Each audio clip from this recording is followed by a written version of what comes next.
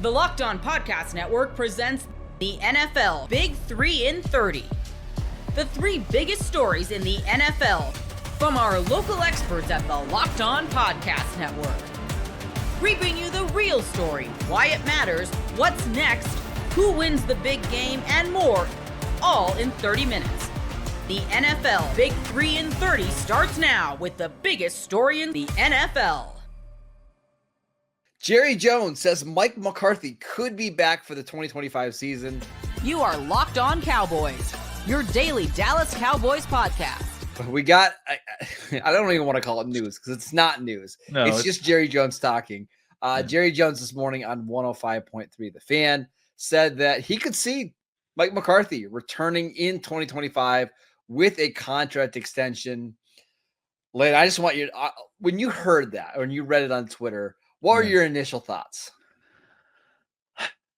It's not any crazier than some of the other stuff that we've heard. I don't know. I think this is a very complicated subject, because I do think that you and I have said that there are aspects about Mike McCarthy that I think this team will miss when he's gone. And I think there are elements about the way he coaches that are extreme positives for this team. And I think that's bared out in the last 3 seasons, right? Like, they've won 36 games in the 3 seasons before this. So I think that the timing of it is very funny. Obviously, like, after their first win in 5 games, and they're trying to already wedge in a contract re-sign conversation. But you know what though, I honestly, I don't think it's the win is why you're seeing this, to be honest. Let's talk about the back, because the number one job for a head coach is obviously to win, but to do that you have to have your players believe in your system and play hard, right? If you have a talented bunch of players and they just don't play hard, you're not going to win anything, right? And that's how things fall off really quickly. I think the fact that Mike McCarthy has had this team, even the last couple of weeks and games that they lost, including that Texans game, they played really, really hard and physical in those games, despite being a team that's out of the playoff contention. I think it does say a lot about your head coach.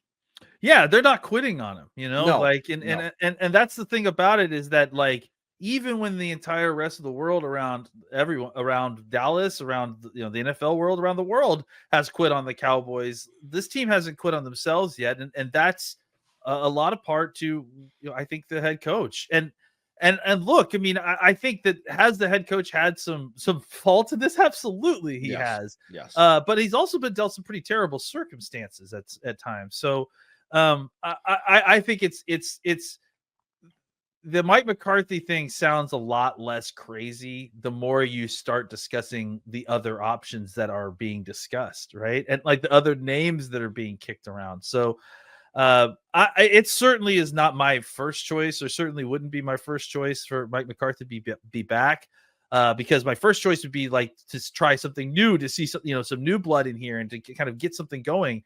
But if you could find a way to convince Mike to take a step back from the play calling duties, I don't think he will, and I don't think that that's likely.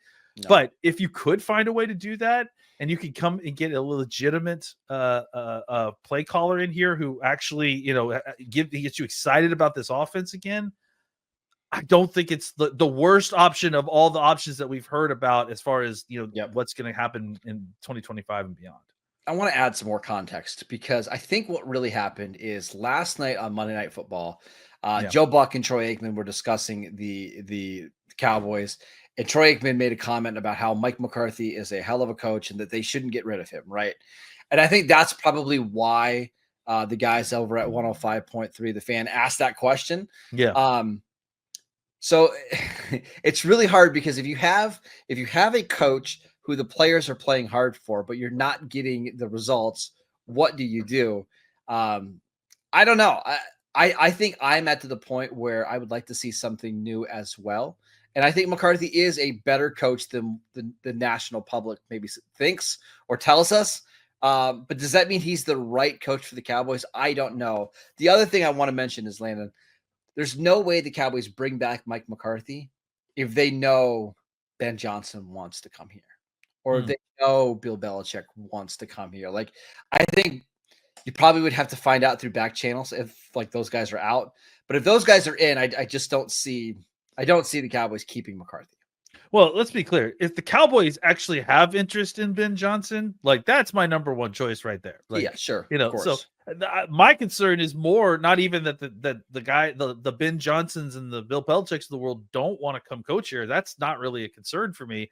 My concern is that this ownership doesn't want to necessarily, they want to rule out some of the best candidates before they even get interviews, right? And that they're setting filters incorrectly and weeding out good potential candidates. I think if you go in and only with the idea of potentially hiring a retread head coach, you're missing a lot of opportunity. So I think that's my number one thing is I would love to see them kind of abolish that policy and take a chance on maybe a new coach who has some new ideas. But if that isn't if that isn't in the cards, if that isn't an option for the Cowboys, if the ownership isn't going to allow that, Mike McCarthy is as good as any of the rest of the candidates that you've heard talk about, and he's already established here.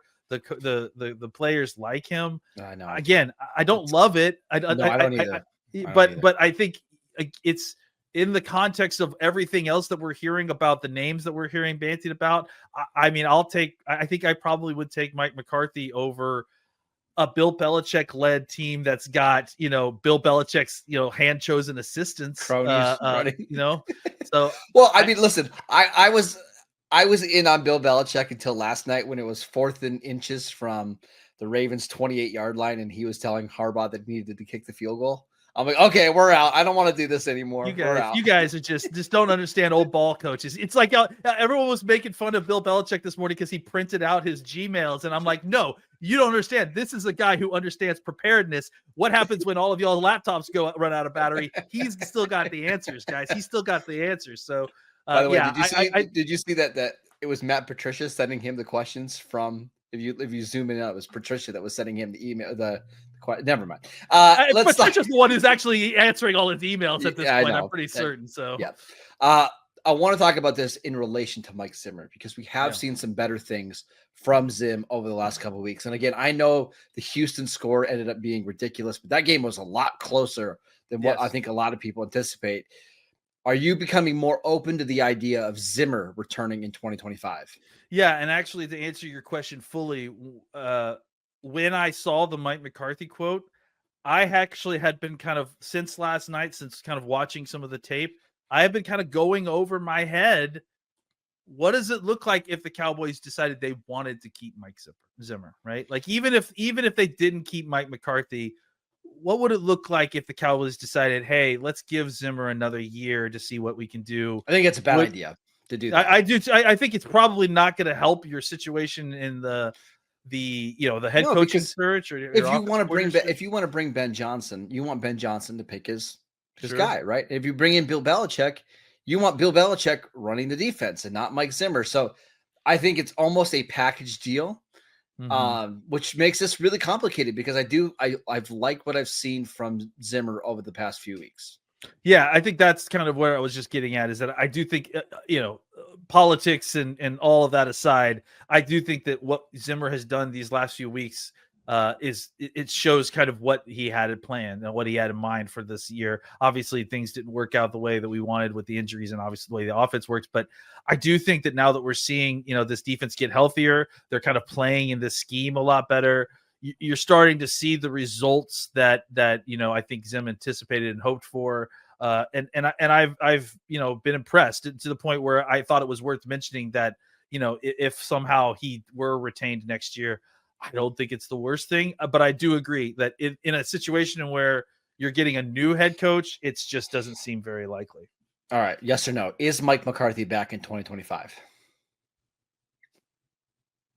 I'm going to say no for right now, but I would not be shocked if it was a yes, here in a few weeks. I will say no. I mean, I think a lot of it is going to depend on how they play over the next 2 months, not the record, but how they play. If they play a lot of really inspired football and it's clear that your leaders on the team are pushing for Mike McCarthy to stay, I think that gives it a better chance, but I would lean no right now. Game Time has a new feature for your ticket buying experience called Game Time Picks that makes getting tickets to your favorite live events even easier. Game Time Picks filters out the fluff to show you only the incredible deals on great seats, so you don't have to waste time searching through thousands of tickets. No one wants to do that. Curation makes it easier to save more, to save time, to save money on concerts, sports, comedy, theater, and more near you. You take the guesswork out of buying tickets with Game Time. Download the Game Time app, create an account, and use code Locked On for $20 off your first purchase. Terms do apply. Again, create an account and redeem code Locked On for $20 off. Download Game Time today. What time is it? Game Time. An old friend returns to the Jets, and it will have major implications on which candidates get an interview for the team's open GM job. You are Locked On Jets, your daily New York Jets podcast. Well, major news for the New York Jets yesterday. The team announced that it is retaining the services of Mike Tannenbaum and Rick Spielman to help conduct its general manager and head coaching searches. The Jets, of course, are searching for a new general manager after firing Joe Douglas last week and searching for a new head coach after firing Robert Saleh back in October. And Tannenbaum's probably a familiar name to Jets fans. He was the team's general manager from 2006 through 2012.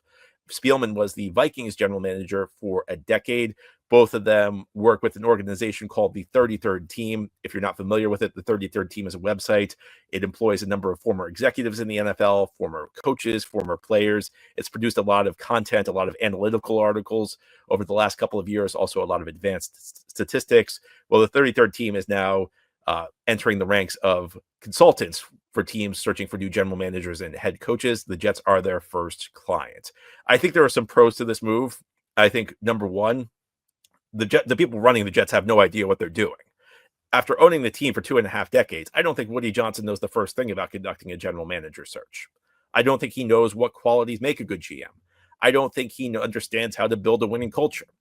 And while consultants who help you conduct these searches can only help so much, I think that it's good to have a voice in the room or multiple voices in the room other than the usual suspects. And the usual suspects are Woody Johnson, his brother Chris Johnson, the team president Jaime Eli, Ira Axelrad, who's Woody Johnson's business partner or lawyer, who always seems to be involved in these big decisions, even though he doesn't have a role with the team. And we see what this brain trust has gotten us through the years. I think just having any voices who aren't these people cannot be a negative thing. And it was going to be essential because, again, these guys don't really know what they're doing. So I don't know how much they can help, but certainly I don't think it can hurt having people who aren't the normal suspects in the room. And there were also rumors about yesterday, before this news was announced, there were some rumors that some former players wanted to get involved with the search. And look, it's not clear how much a former GM is going to be able to help you out, but I still would trust a former GM over a former player because GMs have at least done the job in the past, so they at least have some broad sense of what it takes to be successful in the role. Whereas I don't think a player really has any sense of what being a good GM is. So if we have to choose between a council of former players and a couple former GMs, I choose former GMs, and we had to have somebody. Another thing that I think will benefit the Jets here is that Tannenbaum has a lot of experience working in this organization, and this is behind the scenes. Let's call it a unique atmosphere. It is an organization that functions or doesn't function unlike any other. And Tannenbaum at least, understands the way the ownership operates. He understands the inside politics. He understands the inside baseball, and he understands how to work around that. And during his tenure as general manager, he frequently was able to thrive. He was able to get his way. I think that anybody entering here without Jets experience is going to be a little bit lost because the Jets don't operate like any other team. If you come in and you've only experienced normal NFL operations, you're probably going to be a little bit lost as to what the Jets are doing. So the fact you have a guy in Tannenbaum who at least has some experience here working with these guys, I think that's another benefit. What are the drawbacks? Well, while I would rather have former general managers than former players be part of the search, and while I know the Jets have to hire somebody, it's not really clear that Mike Tannenbaum or Rick Spielman know how to hire a good general manager. The difference between doing a job and being able to identify somebody who's going to be good at a job, those are two very different things. back in 2015, the Jets brought in Charlie Casserly and Ron Wolf. And, say what you will about those guys. Casserly was an executive for a Super Bowl winning team in Washington. Ron Wolf is in the Hall of Fame. And we ended up with Mike McCagnon. Again, those were two very distinguished executives. And they ended up giving us Mike McCagnon. So I think it's fair to say that the understanding how to do the job sometimes is different from understanding someone who would be good for the role. And sometimes you do run into the trap of, I think this happened with Casserly, of elevating your own proteges. So that, that's obviously something to watch and something to be careful of. Again, with the Jets, you're always going to have an imperfect situation, because in an ideal role, you'd have an owner who would understand how to run one of these searches. You'd have an owner who would understand what it takes to be a good GM, but that's not what we have here. We had to deal with imperfect options. And while this might be the best outcome of all the imperfect options, it's still an imperfect option for that reason. Other negatives, well, again, going back to what I said, these guys have owned the team for 25 years and they still have no idea what they're doing. And that's just an ownership thing.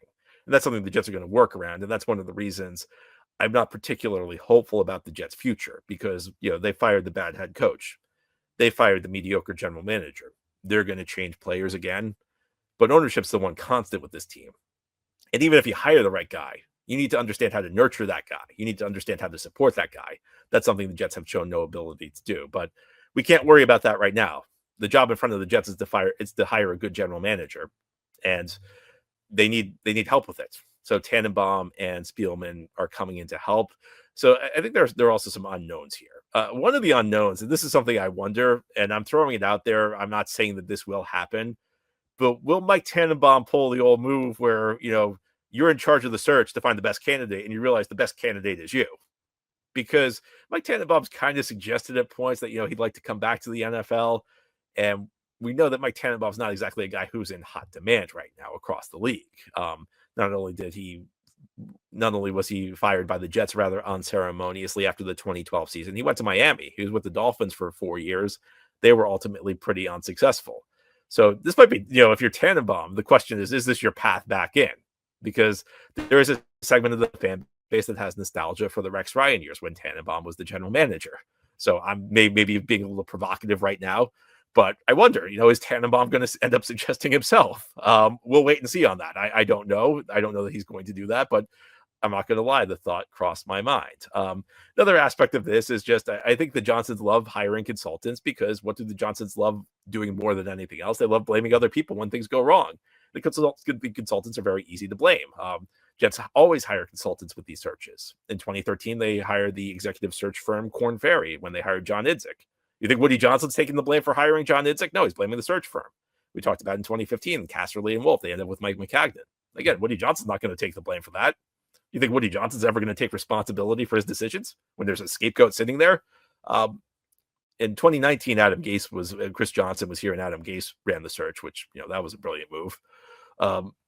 So I think you're always beyond the necessity, because the Johnsons don't know what they're doing. The Johnsons always want to have someone to blame. It's always nice to have someone in their back pocket they can blame, because how can you blame us? We just did what the consultants told us to do. So I think that also went into this hiring. But Mike Tannenbaum and Rick Spielman are now helping the Jets with their search. You hope it goes well. And I think in searches like this, it's always difficult to tell who the quality general manager candidates are. And here on the Locked On Jets podcast, we'll talk about why that is. It's actually more difficult to identify good general manager candidates than it is good head coaching candidates. And that's why it's going to be tough to have a firm opinion on many people who interview for this job. Get ready to tackle the NFL action with FanDuel, America's #1 sportsbook, because right now new customers can bet $5 and get $150 in bonus bets if you win. The FanDuel Sportsbook app gives you everything you need to place live bets on the NFL all in one place. So when you get a hunch in the middle of the game, you can check out the latest stats, view live play-by-play, and so much more on the same page where you place your bets. Just visit FanDuel.com to join today. You'll get started with $150 in bonus bets if you win your first $5 bet. You could take an early look at some Thanksgiving football lines. The Lions are massive favorites in their first game of the day against the Bears. FanDuel has Detroit laying 10.5.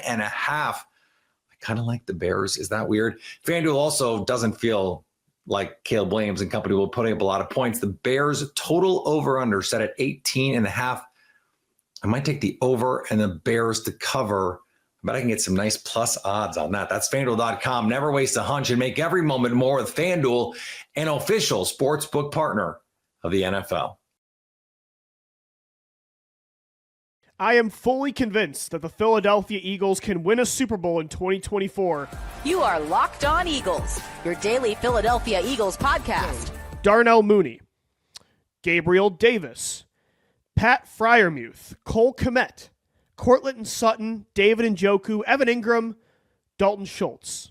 Sorry, I thought you were asking me to name all the other players that have or are making the same amount of money or around the same as Saquon Barkley, who's an MVP candidate. Yeah, let those names sink in again. We always say Darnell Mooney, but how about Gabe Davis? Courtland Sutton's fine, right? Cole Kmet, Pat Freiermuth, David Njoku, Evan Ingram, Dalton Schultz, a bunch of mid-tier tight ends and wide receivers. That is the money the Eagles are giving Saquon Barkley, who, crazy enough, as a running back in the year 2024, is an MVP favorite. He's a top 3 candidate with Lamar Jackson and Josh Allen. Like, that is absolutely insane. Say what you will about the running back position, but for the Eagles to be getting Saquon Barkley's production this year at that kind of money, when you remove position, it's highway robbery. Saquon Barkley set 2 Eagles records in Sunday's win against the Rams. 37-20 was the final score. By the way, this is stock up, stock down. I think you kind of assumed I would start with Saquon Barkley, so stock up for number 26. Saquon Barkley's 302 yards from scrimmage. That's an all-time Eagles record for a single game. His 255 rushing yards, that broke LaShawn McCoy's record as well for most rushing yards in a single game. Saquon Barkley had 2 70-plus yard touchdowns in that matchup. What he's doing is historic. In fact, it could be the all-time season for a running back if he continues this pace. He needs to average, to break Chris Johnson's all-time scrimmage yard record, he needs to average 143 yards a game. He's averaging right now a little bit over 149 yards from scrimmage per game. To break Eric Dickerson's all-time rushing yard record in a single season, which is 2,105 yards, he needs 713 yards in 6 games. I don't think that's all that crazy. Saquon Barkley right now, 1,392 rushing yards, 12 total touchdowns. He is number 1 in the NFL in 30-plus yard runs. I mean, Saquon, what he's doing is historic. And it's why, I mean, he has 500 yards from scrimmage in just the last 2 games alone. He's only a couple players have ever done that before, by the way. Walter Payton in 1977. That's how far you got to go back to hit that mark. And before that, it was Ollie Matson in 1954. Again, I'm normally Mr. Pass the Ball, and I always will be, I think, to be a consistent contender in the NFL year after year. You have to win off the backs of your quarterback throwing the ball, right? That's where dynasties are born. That's how the best of the best stay the best. But for 2024 alone, I am now fully convinced that the Eagles can win a championship with the current identity of the offense, being a run-first team, being the most run-heavy team in the NFL, as Saquon Barkley's 226 carries, it does lead the league. Because it's a historic run offense. This is one of the greatest combinations of offensive line talent, coaching, and running back talent the NFL has ever seen. I guess you could mention like the 90s Dallas Cowboys. I don't even know like who else really has a good argument to be there with this Eagles team as a complete whole. When you combine Jeff Stoutland with the offensive line and Saquon Barkley, it's a generational rushing attack. It's one of the best, not just the Eagles have ever seen, but the NFL has ever seen. So I truly do think if this production continues that, yeah, they can beat the Chiefs this way. They can beat the Lions this way. They can beat the Buffalo Bills. They can beat anybody. And another reason I believe that is because they're not a run-first team now in spite of the passing game, because the passing game is not working. That was the case before the bye week. And honestly, the first few games after the bye, the matchup against Cleveland, the matchup against the Giants.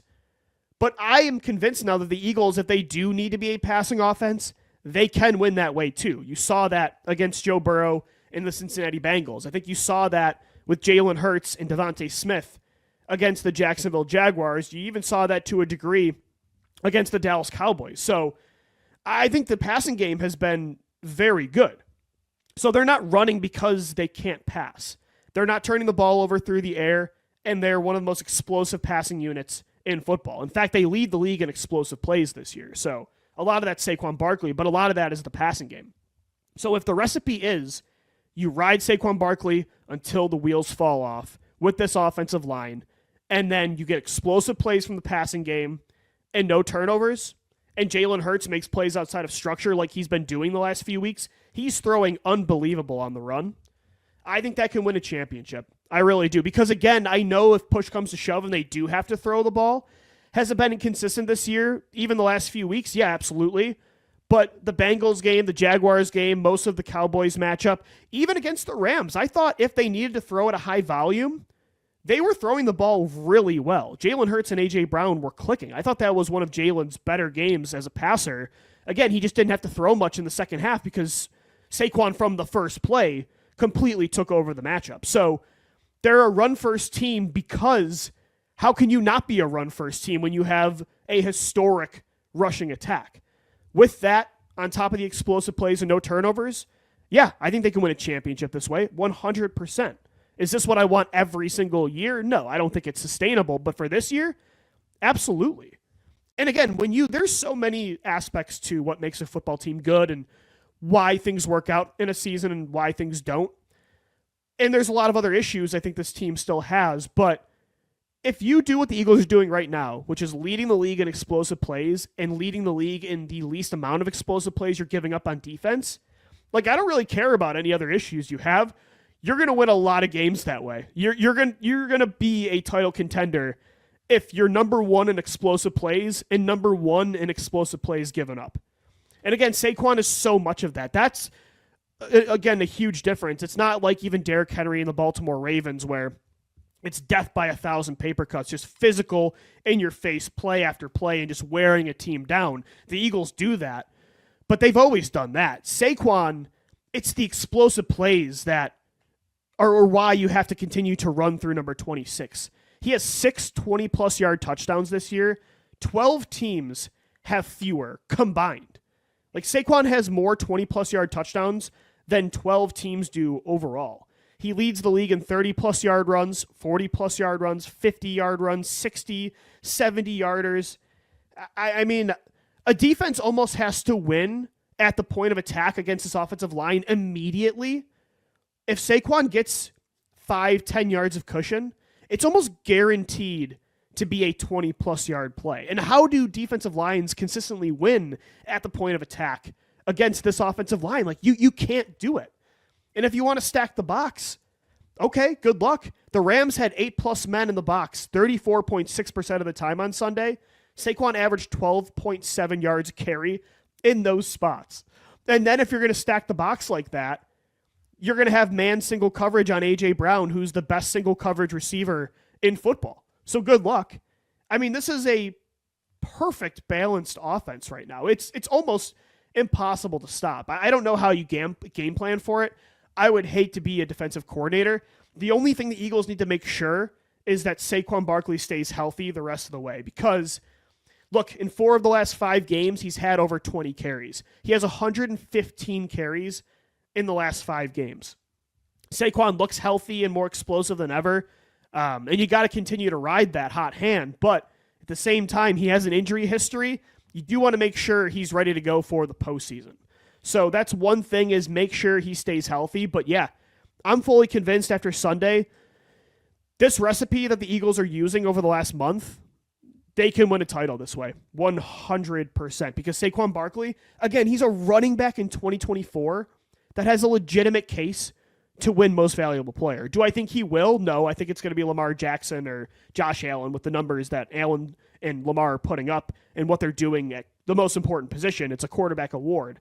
But the fact that, again, it's a quarterback award and running back is so devalued in the modern day NFL, the fact that he's an MVP candidate in this reality, it's unfreaking believable.